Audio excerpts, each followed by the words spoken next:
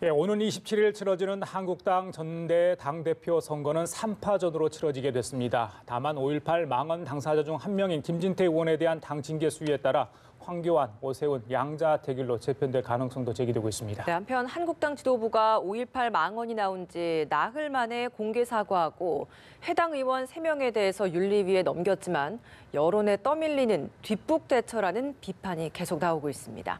이 관련 내용들 최민희 전 더불어민주당 의원, 이상휘 세명대 교수와 함께 짚어보겠습니다. 어서 오세요. 네, 안녕하십니까. 네, 어서 오십시오. 예, 자유한국당 전당대회 얘기부터 좀 하겠습니다. 27일 날 있죠. 한 2주 정도 남았나요? 내일부터 선거운동을 하게 되는데 당초 8명이 이제 출마 의사를 표시를 했는데 그중에 3명만이 이제 결승전에 올라가게 된 상황입니다. 많이 이렇게 줄었잖아요. 뭐 생각보다 흥행이 좀 저조할 거다 이런 이제 또 우려가 한국당 내에서 나오는 것 같아요. 또 기타금이 줄다 보니까 재정적으로도 문제가 생긴 거 아니냐 이런 뭐 분석도 있던데 어떻게 보십니까? 예상을 하셨습니까? 일단 되게 안타까운 상황입니다. 왜냐하면 제1야당의 전당대회가 있는데 이 당이 앞으로 뭐 어떤 이슈를 가지고 대한민국을 이끌 거다, 뭐 어떻게 대여투쟁을 할 거다 이게 아니라 그러니까 보수의 선명성의 구호, 아젠다 세팅은 되지 않고 뭐 친박이니 배박이니 게다가 8명이 나왔다가 3명 남았니 이런 얘기를 하고 있는 것이 굉장히 안타깝습니다. 이게 지금 우리 야당이 좌표를 잃은 건 아닐까? 집안 싸움만 내만 매몰되는 게 아닐까? 정말 치열한 보수의 고민, 보수가 무엇이냐의 고민이 없는 게 아닐까? 그리고 이렇게 자꾸 싸우시는 걸 보면 지지율이 좀 오르니까 지지율에 취한 건 아닐까? 예, 이런 우려들이 됩니다. 그래서 지금 그러니까 질문하신 그런 내용에 답하는 게 제가 좀 그런 느낌이 오히려 듭니다. 안타깝다 이런 말씀이신 것 같아요. 예. 오히려 제가 말씀을 드리는 게 좀 편하실 것 같아요. 예. 지금 뭐 나머지 후보들 오세훈, 김진태 그리고 황교안 후보를 제외하고 나머지가 전부 다 이제 출마 포기를 했지 않습니까? 이 뭐 신뢰와 명분으로 좀 해석을 할 수는 있겠죠. 뭐 쉽게 말씀을 드리자 그러면은 뭐 어차피 당선 가능성도 없으니까 이 전당대회 룰에 문제가 있고 그래서 우리는 포기하겠다 이렇게 이제 신뢰와 명분 차원으로서 간단하게 해석을 할 수가 있습니다만 저는 또 그렇게는 보지 않습니다. 왜냐 그러면은 대부분 다 당 중진들이고 어느 정도 책임의식이 있고 당의 진료에 고민하시는 분들이라서 기타금 1억 원이 아까워서 포기하거나 또는 당선 가능성 때문에 포기하거나 이러진 않다 이렇게 봐주고 그럼 뭐냐라고 하는 건데 결국 암묵적 단일화를 한 것이 아니냐 저는 그렇게 봅니다.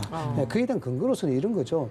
오세훈 전 시장이 보이콧을 철회하면서 각 후보들을 밤새 만났습니다. 만나서 설득도 하고 이랬는데 통상적으로 보면은 여기에 대해서 룰을 깼기 때문에 오세훈 전 시장에 대한 비판이 나와야 되죠.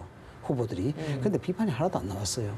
뭐 이런 것들은 뭐냐 그러면은 궁극적으로 친박이다 비박이다 이걸 떠나서 장기적으로 본다 그러면 한국당이 미래로 가야 되는 부분 그리고 특정 계파의 모습으로 비춰지는 데 대해서 부담을 느끼지 않느냐. 그래서 일종의 뭔가 암묵적인 단일화에 대한 성격도 좀 있다 이렇게 좀 해석이 됩니다. 역으로 이야기하면 이미 뭐 대세가 한쪽으로 좀 기울어져 있다. 그래서 뭐 당초에 어느 후보는 뭐 박까지 깨면서 여러 가지 이렇게 출마 의사를 강하게 표시를 했는데 결국 다 물러서지 않았습니까? 어떻게 보십니까? 그 부분에 이건 이렇습니다. 우리가 이제 선거를 하게 되면 흔히 이제 현상을 두 가지로 이야기하지 않습니까?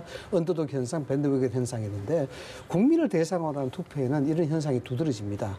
두드러지는데 실제 당내 투표에서는 어떤 현상이 두드러지냐 하면은 언더독 즉 동정표가 없습니다. 밴드웨건 현상만 있습니다. 왜냐 그러면은 되는 쪽에 계속 줄 선다라는 소위 그런 겁니다. 그것은 뭐냐 그러면 공천과 연결되기 때문입니다. 자칫 적대적 관계에 서버리게 되면은 당권이 어디로 가느냐에 따라서 본인의 공천 문제가 달려있기 때문에 밴드웨건 현상이 아주 심각하게 또 가장 핵심으로 떠오르는 게 이 당내 선거라 봐야 되는 것이죠. 그래서 후보로 출마했다가 다시 이제 그 후보 철회를 하시는 그런 의원들이 뭐 공개적으로 오세훈 시장을 지지한다거나 또 아니면 어느 쪽에 적대적인 감정을 나타내거나 이러지 못하는 것이 그 당내 당권 전당대회 투표의 특성으로 이해를 해야 될 것 같아요. 다른 후보들의 비난이 없었다. 그 말은 즉 뭐 암묵적인 단일화가 이루어진 것이다라고 말씀을 좀 해주셨는데 그렇다면 이렇게 어찌 보면 반황 세력이잖아요. 반황 세력들이 이렇게 좀 뭉쳐서 단일화가 된다면 어느 정도 가능성이 있다라고 봤기 때문에 도전을 하는 걸까요? 지금 이제 반황이 과연 있나요? 이 부분은 잘 모르겠습니다. 일단 전대를 놓고 나면 그렇게 좀 갈리는 부분이 아닐까라는 생각이 드린 그게 이제 질문입니다. 1위 후보와 나머지 후보를 말씀하시는 것 같은데 일단 적어도 친박, 뭐 친이 이렇게 얘기할 때는 그 가고자 하는 정체성이 뚜렷한 후보 혹은 정치인에게 성향이 몰리는 걸 말하는 거거든요. 근데 저는 그 친황이라는 말이 좀 어색하게 모두에게 들리는 것은 아직 어떤 정치를 하겠다는 건지 황교안 후보의 정체성이 뭔지 모르겠습니다. 친박인지도 모르겠고 예. 보수인지도 모르겠습니다. 그렇기 때문에 제가 조금 반항에 걱정하는 대한, 네. 지점을 말씀드리고요. 홍준표 후보가 그만두게 되는 건 필연이죠.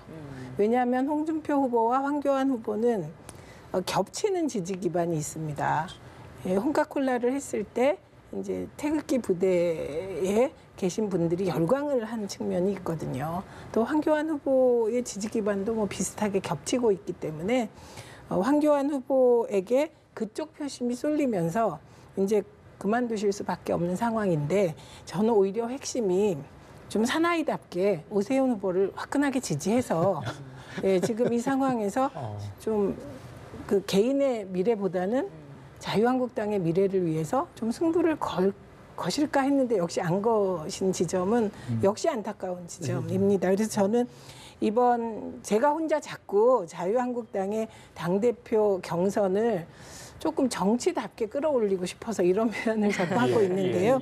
지금 자유한국당이 극우적 성향을 어떻게 털어내느냐가 저는 관건이라고 보는데 그 극우적 성향의 지지 기반에 기대려고 하는 부분, 이 부분은 빨리 털어내야 되고 그래서 저는 그 지금 보수 개혁의 길로 가느냐 자유한국당이 아니면 극우적 성향에 매몰되느냐 이 기로에선 굉장히 중요한 전당대회인데 왜 이 부분의 논쟁이 그렇게 치열하지 않은지 우려가 됩니다. 그리고 만약에 오세훈 후보로의 단일화가 가시적으로 가능하다면 저는 오세훈 후보도 해볼 만하고 솔직히 말씀드리면 민주당 입장에선 오세훈 후보가 되는 게 좀 더 껄끄럽고 그렇습니다. 그런 거죠. 솔직하게 말씀해 네, 주신 것 같은데. 솔직하게 그냥. 예. 최 의원님께서 좋은 지적을 해주셨습니다만 이렇습니다. 뭐 한국당 내가 그 정도 용기가 있는 사람들이 있으면 얼마나 좋겠습니까? 가시적으로 지지선을 하고 여기에 대해서 미래를 걱정하는 지금은 이적이 안 됐겠죠. 근데 앞서 말씀을 드리기 전에 제가 좀 양해를 구해야 될 부분이 이런 부분이 있습니다. 저는 사실상 이제 오세훈 전 시장과 좀 특별한 관계에 있습니다. 왜냐 그러면은 오세훈 전 시장이 서울시장으로 있을 때 제가 민원비서관으로 근무를 했기 때문에 이런 얘기 자체가 자칫 객관성을 잃어버릴 수 있는 그런 가능성이 있습니다. 그래서 그렇게 말씀해 주시니까 저희들이 오해가 없으시길 바라는데 왜냐 그러면 이런 거 있습니다. 이번 저는 시각을 좀 달리 보는데요. 오세훈 전 시장과 홍준표 전 대표의 치열한 수싸움이었다라고 저는 그렇게 봅니다. 친박을 제외한 나머지 비박 진영에 있어서 그 해결면을 누가 잡으실 것인가 이 부분이 두드러졌는 것이죠. 이것이 홍준표 전 대표의 어떤 전략적이고 지략적인 부분에서 비롯됐다 저는 그렇게 봅니다. 그래서 결국 궁극적으로 지금은 거의 뭐 승부수가 나지 않았다고 결론이 됐는데 이에 대한 말씀에 대한 근거가 이런 거죠. 최근에 이제 홍준표 대표가 그저께 불출마 선언을 먼저 해버렸습니다. 먼저 해버렸고 나머지 6인에 대한 불출마에 대한 여기 상징성은 오세훈 후보한테 있는 거죠. 만약에 여기서 전체적으로 불출마를 해버렸다 그러면은 향후에 황교안 전 총리가 당권을 잡았다고 가정할 경우 심각하게 당내 균열과 갈등 상황 그리고 보수의 기회를 상실했다 이런 비판에서 그 책임론이 오세훈 전 시장한테 오롯이 갈 가능성이 굉장히 큽니다. 반면에 홍준표 전 대표 같은 경우는 미리 불출마 선언을 했기 때문에 오히려 코카콜라라든가 홍카콜라라든가 이런 걸 통해서 자유롭게 황교안 전 총리의 당권 체제를 비판할 수 있는 룸이 생기는 것이죠. 즉 이건 뭐냐 이야기하면은 비박 진영, 친박 진영한 나머지 진영에서 가장 대권 가도에 끌어올 수 있는 오세훈 전 시장을 사실상 제거하는 그런 효과가 되는 겁니다. 그렇기 때문에 이 부분은 좀 더 뭐 그렇게 꼭 의도를 했다기보다도 그런 측면에서 좀 분석이 가능할 것 같고요.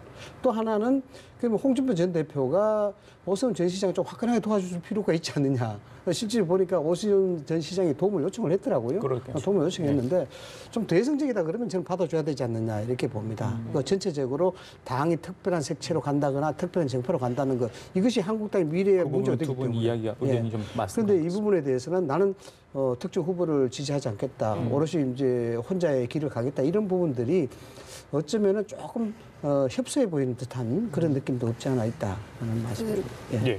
말씀해 이제 주시죠. 동의를 하면서 저는 자유한국당에 적어도 대권을 바라보고 당권을 바라보는 후보라면 그게 누구든 적어도 극우적 성향하고는 이별하겠다. 이건 아니다. 예, 이런 정도의 태도는 가져야 한다고 생각합니다. 그러니까 우리가 북한이라는 변수가 아무리 북한하고 대화를 해도 어쨌든 북한이 있잖아요. 그렇기 때문에 이념적으로 보수화될 수밖에 없고 끝까지 한국 정치에 이념이 살아있을 수밖에 없습니다. 야, 북한과 대화가 진전돼도 상당 기간 그럴 거라고 보거든요. 그렇게 이념이 살아 움직여도 아무리 그래도 극우적인 성향과 극좌적 성향은 안 되는 것이잖아요. 적어도 저는 이번 자유한국당 전당대회가 자유한국당이 보수개혁 정당으로 거듭나는 정도의 캐치플레이즈와 토론이 있었으면 좋겠습니다. 아마 이게 보수 유권자들도 바라는 게 아닐까 싶습니다. 저도 동감하는데요. 뭐 간단하게 제가 말씀드리자면 이렇습니다. 며칠 전에 장하준 교수, 그 영국 캠브리지 대학교 장하준 교수가 의미 있는 얘기를 했어요. 어떤 얘기를 했냐면은 재벌 개혁에 대한 얘기를 했습니다. 그래서 그 장하준 교수가 이런 인터뷰를 했더라고요. 재벌 개혁, 삼성과 현대를 개혁의 선상에 놓으면 하루는 국민이 기뻐할지 모르지만 20년을 고민할 것이다라는 의미 있는 얘기를 했어요. 이 뭐 해석은 차치하고라도 이것은 이제 정치에 대입하면 한국당에 대입하면 참 재밌는 대입이 될 것 같아요. 지금 특정 어떤 정체성, 특정 계파가 주도하는 소위 말해서 친박 정당이 된다. 그러면은 이 부분에 정치 세력과 좀 결탁한 부분이 있죠. 뭐냐 그러면은 문재인 정부의 실정이라든가 여기에 대해서 좀 외로워지는 어떤 보수 진영에 대한 정서 이걸 대변하기 위해서 투쟁적으로 갈 수밖에 없는 그런 구도가 되는 겁니다. 그럼 투쟁적으로 가서 광장에 나와서 진보 보수의 이념적 대결이 됐을 때 과연 이것이 하루만 즐거울까 아니면 20년이 즐거울까 10년이 즐거울까 이런 부분을 고민하게 되면은 이 문제는 좀 쉽게 이해가 되지 않겠나 생각이 들고 말씀하셨다시피 극좌가 진보가 아니고 극우가 보수가 아니거든요. 그런 측면에서 본다 그러면은 한국당이 좀 더 미래에 대한 부분 그리고 과거의 발목이 잡히지 않다 그러면은 좀 전략적으로 판단할 필요가 있다 이런 생각을 좀 합니다. 그리고 지금 오세훈 후보와 홍준표 대표의 그 관계에 대해서 다 동의합니다만 저는 적어도 뭐 홍준표 대표나 오세훈 후보 정도 되면 이후 공천을 걱정하는 건 아니라고 생각해요. 적어도 지금 당권에 도전하는 분들이. 그리고 만약에 그런 분들을 라이벌이었다는 이유로 탈락시킨다면 저는 뭐 그 대표는 당을 이끌 자격이 없다 이렇게 생각을 합니다. 그래서 오세훈 후보의 경우는 이기려고 하지만 분명하게 보수 개혁의 가치를 들고 얼마나 선전하느냐에 따라서 이후의 길이 열린다고 생각합니다. 그래서 전체적인 한국 정치를 생각할 때는 오세훈 후보가 지금 이미 이제 그런 길을 가고 있잖아요. 미래로 가겠다. 과거에 매몰돼서 안 된다는 걸 분명히 했기 때문에 그런 어떤 정치적인 워딩을 넘어선 보수는 정치를 이렇게 개혁하겠다. 보수는 경제를 이렇게 이끌고 나가겠다. 남북관계에 대해서는 적어도 평화의 바람에 대해서는 김병준 비대위원장도 긍정적인 측면을 인정하고 협조하겠다고 했거든요. 그러니까 거스르지 말아야 될 바람은 거스르지 않겠다. 이 정도의 기치를 내걸고 선전하면 저는 오히려 글쎄요 현실에서는 질지 몰라도 많은 걸 얻을 것 같습니다. 예, 보수 개혁, 보수에 대한 걱정을 두 분 다 굉장히 좀 심도 있게 해주고 계신데 어쨌든 다시 전대에 좀 현실적인 이야기를 돌아와서 그렇죠. 좀 예. 이야기를 해드리자면 일단 지금 어제 후보 등록이 마감됐기 때문에 오세훈 전 서울시장, 황교안 전 총리 그리고 김진태 의원 예. 이렇게 3파전이 됐는데 사실 아직까지 김진태 의원 같은 경우에는 당 윤리위에서 지금 제소가 예. 돼서 그렇죠. 징계를 좀 결정이 나와야 되기 때문에 좀 아직까지도 좀 가능성이 좀 어떻게 될지 열려 있는 상황인 것 같아요. 일단 당에 좀 어떤 결정이 나올까요? 물론 윤리위를 연다고 그러는데요. 이 부분은 이제 여러 가지 측면으로 해석이 가능합니다. 결론적으로 이야기하자 그러면은 당권, 즉 전당대회에 대한 차제가 흔들릴 수가 있습니다. 체제 자체가 흔들릴 수 있기 때문에 여기에 대한 윤리위의 직무적 부담이 굉장히 클 것 같습니다. 그러나 윤리위를 연다는 것은 중징계를 가정하고 여는 것입니다. 왜 열 수밖에 없냐 그러면은 국회 윤리위가 야3다 4당이 제소를 한 상태입니다. 그래서 이 부분에 대해서 연동돼 있기 때문에 여기서 당에서 끊어주지 않게 되면은 나중에 거기에 대한 본회의 통과라든가 윤리특위에 대한 제소 방침, 제명 방침 지금 이런 걸 두고 한국당의 입을 정치적 신빙성이 굉장히 큽니다. 그렇기 때문에 윤리위 제소를 통해서 어떤 경우든지 여기에 징계를 해야 되는 부분인데 그럼 간단하게 이야기해서 어떤 식으로 될 것 같냐고 가정을 한다 그러면 예. 전당대회를 흔들 수 있고 당내 균형이 심각해질 수 있기 때문에 김진태 후보 같은 경우에는 사실상 제명이라든가 당원권 정지까지는 안 갈 것 같다라는 생각입니다. 그건 뭐냐 예. 그러면은 김진태 의원 쪽에서 할 말이 있어요. 뭐냐 그러면 5.18 이 공청회 부분이 잘못됐긴 하나 한 사람 한 사람이 국회의원이 헌법기관이라고 이야기한다 그러면은 여기에 대해서 본인이 직접 공청회에 참석하지 않았고 주최만 했기 때문에 여기에 대해서 정치적 행위로 이야기한다 그러면 여기에 어느 정도 중징계를 빠져나갈 그런 가능성이 있고 그다음 두 번째 전당대회 후보라는 부분 이 부분이 있기 때문에 중징계를 뭐 당원 정지까지는 안 갈 것 같고 다만 여기서 국민이 납득할 수 있는 중징계가 나와야 된다. 그럼 그 대상은 두 사람이라는 거죠. 이종명 의원과 김순례 의원. 이 두 사람은 아마 직접적으로 해당적 행위에 대한 준하는 그런 발언을 했기 때문에 중징계를 받을 가능성이 굉장히 높다. 예, 자연스럽게 5.18 폄훼 논란으로 이어졌습니다. 예, 최 의원님. 이 부분 일단 짚고 다른 얘기 좀 하겠습니다. 어떻게 보십니까? 오늘 윤리 11시부터 아마 이제 윤리가 소집돼가지고 징계 논의를 한다고 하죠. 예. 네, 우선 독일에서요 나치를 찬양하는 정치인이 현역에서 활동하는 게 가능합니까? 불가능하죠. 예, 마찬가지로 5.18을 이미 1994년에 김영삼 전 대통령 때 대법원이 광주 민주화운동으로 규정했습니다. 이 광주 민주화운동으로 규정했다는 건 뭐냐? 그 5.17 쿠데타가 이게 나라를 잘못 이끈 것이다. 그래서 전두환 대통령이 무려 13개인가 14개의 제목으로 사형 선고를 1심에서 받게 됩니다. 그러니까 이런 사건이에요. 그리고 예. 이렇게 역사적으로 정리된 게 김영삼 전 대통령 때입니다. 그러니까 저는 이 5.18에 관해서 끊임없이 뭐 일베 게시판이라든가 그다음에 극우적 보수 쪽에서 이렇게 흔드는 얘기가 나오는 것은 사실 보수 쪽에서 스스로를 부정하는 것이거든요. 김영삼 전 대통령의 업적인데 이걸 부정하는 것입니다. 그래서 이번에 확실한 태도를 취해야 한다. 그리고 저는 이게 자유한국당 지도부의 애매모호한 태도가 여전히 문제인데 김병준 전 비대위원장이 나흘 만에 사과했습니다만 그전에 나경원 대표는 이게 다양한 시각이 있을 수 있다. 그러면 국민적 합의와 대법원 불복이세요. 대법원 판결 불복이세요. 그 부분에 대해서. 그리고 김병준 위원장께서도 처음에 당내 문제라고 하셨을 때 깜짝 놀랐습니다. 네, 그래서 이번에 어느 정도 징계를 하느냐에 따라 자유한국당이 앞으로 어떤 태도를 취할지 이념 지형에서 예. 네, 그게 확인될 거라고 알겠습니다. 봅니다. 자, 어제 한국당 사과 이야기했는데 뭐 하실 말씀 있으실까요? 네. 그러니까 우선 5.18 지금 진상규명을 다시 하게 되잖아요. 그게 적어도 그 김영삼 전 대통령 때 합의한 내용은 다 받아들이고 거기서 더 나가는 겁니다.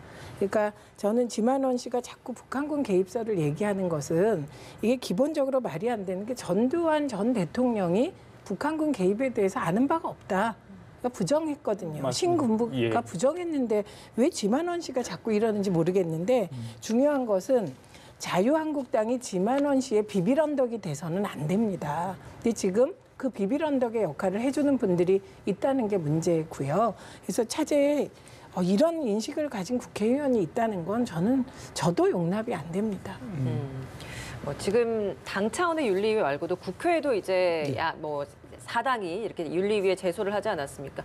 이 국회 윤리위에서는 사실 지금까지의 처리 건수로 봐서는 뭐 이렇게 제소까지, 제명까지 되기는 어렵다라는 것들이 대체적인 평가인데 예. 지금 이 분위기를 봐서 이 상황을 봐서는 좀 어떻게 결론이 날 거라고 보십니까? 시기와 환경을 이야기를 많이 합니다. 정치권에서. 그걸 소위 이야기하자면 타이밍이라고 이야기하죠. 타이밍이 굉장히 이게 합당하지 않다라는 겁니다. 김진태 의원의 입장에서도 그렇고 한국당 입장에서도 그렇고 민주당 입장에서도 그렇습니다. 먼저 민주당의 입장에서 타이밍은 굉장히 적절한 타이밍이죠. 이 상황 자체를 뭐 광주 5.18 민주항쟁 이 자체를 정치적으로 해석하는 것은 어폐가 있을지는 모르겠습니다만 민주당으로서는 뭔가 꽉 막힌 전국을 탈출할 수 있는 호재로 작용할 수 있는 기회가 있다. 그런 측면에서 국회의원 제명 이 부분들은 이 이슈 자체를 국민적으로 확산시키기는 아주 좋다. 그런 측면에서 철저하게 밀어붙일 것이다라는 그런 타이밍이 있는 겁니다. 반면에 김진태 후보 같은 경우에는 여기 오해를 받을 수밖에 없죠. 자신의 지지를 하는 동력 자체가 태극기 세력 또 극우가 된 어떤 그런 지지층이 굉장히 자기를 지지 지지하고 있기 때문에 이런 문제를 던짐으로 인해서 그 지지를 결속시킬 수 있는 그런 걸 활용을 했다. 어제 광주 간 것도 그것 그렇죠. 보세요. 일종의 그런 측면이죠. 왜냐하면 본인이 그것을 의도했던 의도하지 않았던 정치권은 그건 해석에 따른 겁니다. 결론에 따른. 예. 해석에 따르면은 억지로 거기 가서 계란을 맞고 밀가루 덮었었다. 라고 가정한다 그러면 역시 뭔가 투쟁적인 이미지가 있고 보수 진영에 뭔가 확실하게 나서서 직접적 행동을 할 수 있는 사람이구나라고 평가를 받을 수 있다는 겁니다. 반면에 한국당 입장에서도 굉장히 타이밍이 좋지 않죠. 이 상황 자체가 총선을 염두에 두고 있습니다. 만약에 이 광주 5.18 민주화에 대한 이 발언 자체가 파장이 커서 정말 촛불 시위로 확대되거나 이렇게 된다 그러면은 한국당도 굉장히 곤혹스러운 깊은 고민에 빠질 수밖에 없고 예. 이게 나라를 위해서도 사실 좋지 않습니다. 왜냐하면은 만약에 광장에 이 부분에 대해서 단죄를 요구하고 확산이 되고 여론이 된다 그러면은 또 다른 상대가 또 나타나거든요. 그러면 이것이 5.18 민주화에 대한 부분이 아니고 보수와 진보의 또 이념적 대결 구도로 또 갈 수밖에 없습니다. 이건 궁극적으로 정부한테도 부담이 될 수밖에 없는 거죠. 한국당 내에서도 비판 목소리가 나오고 있기 때문에 이런 분위기라면 뭐 윤리위 제소해서 이제 제명 관련돼서 3분의 2 이상의 투표에서 그렇죠. 한국당의 지지 뭐 찬성표를 좀 얻을 수도 있지 않냐라는 시각이 있는데 여기에 대해서는 어떻게 보십니까? 일단 오늘 윤리위를 당 차원에서 여는 게 이게 좀 심상찮게 봐야 됩니다. 왜냐 그러면 이제 국회 윤리위하고 바로 연동이 되는 겁니다. 예. 앞서도 말씀을 드렸다시피 당에서 윤리위를 연다는 것은 중징계를 염두에 두고 여는 겁니다. 그럼 중징계를 했다고 가정할 때 어떤 효과가 있느냐 그러면은 국회에서 이 부분에 대한 처리가 제명 처리가 된다 그러면은 이미 당하고는 절연된 상태이기 때문에 정치 부담이 덜한 겁니다. 그러나 여기서 당 윤리위에서 이야기하지 않고 그대로 넘어간다 그러면은 오롯이 국회에서 예를 들어서 예. 표결로 들어간다가 이렇게 되면은 정치 부담이 총선 임박한 상태에서 상당히 심각하게 타격이 받을 수가 있습니다. 그래서 오늘 윤리위에 대한 결론이 굉장히 중요시되는 부분입니다. 예. 최 의원님, 한국당이 지금 113석인가요? 그렇죠? 네. 그렇게 한다면 만약에 정말 나중에 표결까지 간 상황이라면 뭐 서청원, 김무성 의원 뭐 여러 명이 지금 뭐 이거에 비난하는 목소리를 내고 있기 때문에 혹시나 그럴 가능성이 있지 않냐 이런 의견이 지금 나오고 있어서 여쭤보거든요. 어떻게 보십니까? 일단 제명할 만한 사안입니다. 그런데 국회가 그동안 워낙 윤리위가 예. 작동을 안 하다 보니 국민들께서 의심하시는데 이게 다른 나라에서 이런 말도 안 되는 일이 벌어졌다. 이거 일종의 국기문란입니다. 과거 부정이고 그러면 통과될 것 같거든요. 그래서 말씀하셨듯이 저 똑같은 생각을 했는데 만약에 자유한국당 윤리위원회가 두 의원을 당원권을 정지시키거나 뭐 당원권을 박탈한다면 훨씬 더 자유로워지는 것이죠. 그러니까 서청원 의원 같은 경우는 5.18 때 조선일보 기자로 현장을 취재하셨다는 거잖아요. 그런데 북한군 개입 없었다. 이렇게 얘기를 하고 계시는 거거든요. 김무성 의원도 되게 격하게 지금 비판을 하고 있기 때문에 저는 제명돼야 한다고 생각합니다. 예. 오늘 나온 여론조사 결과를 보면요. 국민들 국회의원 제명 찬성이 64%고요. 반대가 28%입니다. 이건 지역과 연령층 상관없이 모두 이렇게 찬성이 우세하다 이렇게 나오고 있거든요. 그래서 전반적인 분위기는 분명 그 3인방한테는 불리하게 지금 가고 있는 것 같아요. 자체적으로 본인들이 사과를 했는데 이걸 사과가 아니다고 많은 분들이 느끼고 있는 그게 더 문제 아닌가? 이게 이 사실에 대한 국민적 예민성이죠. 이 굉장히 민감한 문제입니다. 얼마 전에 모 언론에서 재밌는 칼럼을 하나 썼습니다. 그 인용을 했던데 결국 나는 부정한다는 영화의 얘기였습니다. 이게 No Horse, No Holocaust라는 얘기죠. 구멍이 없으니까 홀로코스트도 없다. 이게 나치즘을 이야기한 겁니다. 그래서 법정 대결인데 영화는 2017년에 개봉이 됐는데 시대적 배경은 1997년이에요. 이 나치는 사실 1940년대거든요. 그런데 60년이 가까이 됐는데도 불구하고 이것이 화제가 돼서 영화 법정 드라마로 실화로 거론했던 그런 영화입니다. 이 얘기가 뭐냐 그러면은 60년이나 50년이 지났음에도 불구하고 아직까지 거기에 대한 역사적 사실에도 규명에도 불구하고 음모론은 늘 존재한다라는 그런 얘기입니다. 광주 민주화 항쟁 같은 경우에도 이미 수십 년이 지났습니다만 또 계속해서 이런 부분들이 불거지고 있지 않습니까? 이런 부분에 대해서는 뭔가 좀 영화에 시사하는 부분도 우리가 좀 받아들여야 되겠다는 그런 생각을 하고요. 이 부분에 대해서는 이제 걱정하는 부분이 사실 그렇습니다. 어떤 의미로 들릴지 모르겠습니다만 정권이 바뀔 때마다 5.18에 대한 재수사 논란은 항상 있어 왔습니다. 겁니다. 이것이 정치 권력이 이러한 역사적 사실에 대해서 악용하는 측면도 있습니다.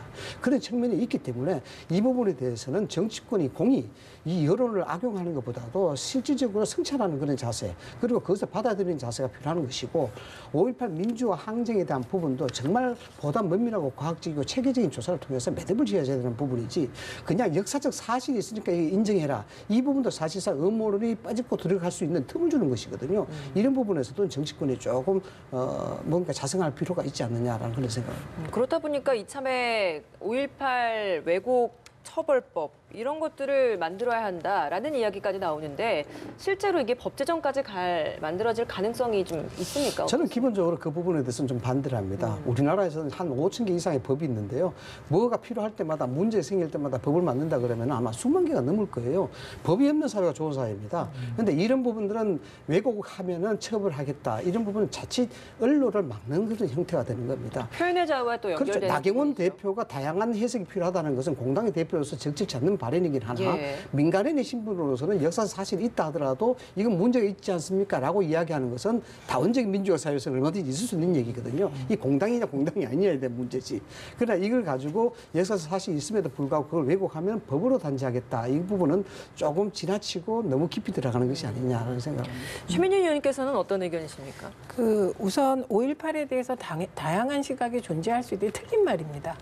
왜냐하면 다양한 시각이 국민적 합의로 김영삼 전 대통령 때 민주화운동으로 정리됐고 예, 전두환, 노태우 전 대통령은 반란의 수괴로 이게 법의 심판을 받았습니다. 그러니까 법의 심판을 받은 사안을 다시 자꾸 거론하는 거는 그건 말이 안 되고요. 예. 그럼에도 불구하고 이의를 제기할 수 있죠. 그럴 때 어떻게 해야 되냐? 구체적인 자료와 증거가 새로 나왔을 때.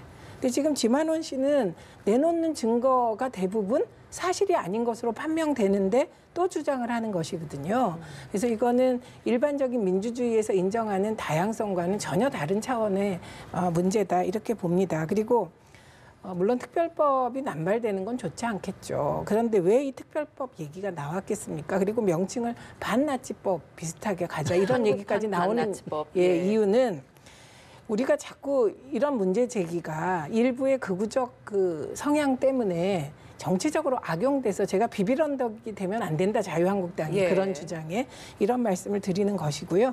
그런 고리를 끊자는 겁니다. 왠지 아세요? 우리가 두 가지는 늘 생각을 해야 돼요. 첫째는 적어도 내가 권력을 잡기 위해서 나를 홍보하고 선전하는데 노력할 수는 있지만 누군가가 내 나라 국민을 죽이면서까지 권력 잡으면 안 된다. 이거잖아요. 하나는. 다른 하나는 희생자가 있습니다. 아유, 울컥하려 그래. 그리고 희생자의 가족들이 있거든요. 이거를 건드리는 건 정말 안 된다. 이 합의를 깨면 안 된다고 예. 생각합니다. 예, 굉장히 중요한 알겠습니다. 말씀이셨습니다. 글쎄요, 여기서 대담을 좀 맞춰야 될 것 같네.